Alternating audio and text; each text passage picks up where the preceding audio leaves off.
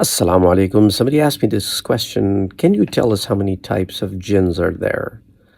Well, according to the Sahih Hadith reported by Abi Sa'laba in Imam Tabrani reports it in Al-Mu'jam al-Kabir, that there are three types of jinns. One type of jinns are those jinns that are like gas. They can just fly, and they usually fly in space, in the open space, out of our space into the galaxy and other places. And these are the kind of jinns that are reported to be eavesdropping on the conversation of angels and then coming back and telling about those news to the people on earth, like, the fortune tellers who are friends with these jinns, or other kinds of people like magicians and stuff like that.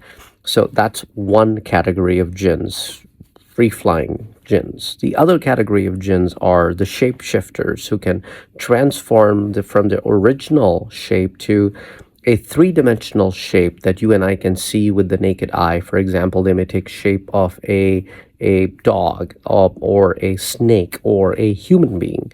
And there's so many accounts of that reported in the Quran and Hadith about the jinns. And jinns, we will talk more about it if you guys are interested, but I'm just addressing this question as to what are the stories in the books of Hadith and the references in the Quran which talk about jinns and their transformations and stuff like that. We'll talk about that in detail if you're interested. The third types of jinns are those jinns that change their places or locations from one place to another.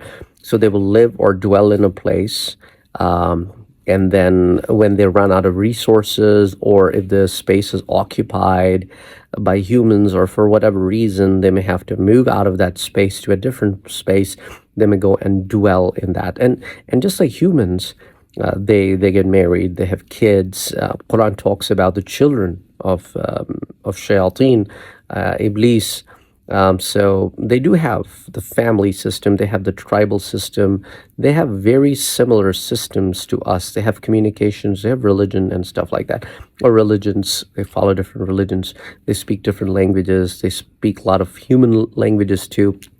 So anyway, the bottom line is these are the third kind of jinns. Like, for example, the jinns in the bathroom, that you seek Allah's protection from them by saying, Allahumma inni a'udhu bika min al-khubthi wal-khaba'ith. And then there are jinns in other places like wildernesses, jungles, caves, old houses, ruins, abandoned houses, abandoned places. They prefer to live away from the humans. But when humans enter their dominion and disturb it, or they feel threatened, or they feel like humans are taking over their space, then they may react. And they're all over the world. I mean, even in the Western world, since they do not have the detailed account of jinns like we do in the Quran and the Hadith, they often mistakenly call it ghosts. In Islam, we do not have any such concept. Like, if a ghost, when a person dies, the soul leaves and it goes to its place in Barzakh, which, again, if you're interested in knowing about Barzakh, we can start a Barzakh series. But just so that, I hope this answers the questions about the types of jinns. And of course, there is a huge account of details on this subject matter. Only if you're interested, I'll be more than happy to present to you here. Assalamu alaikum.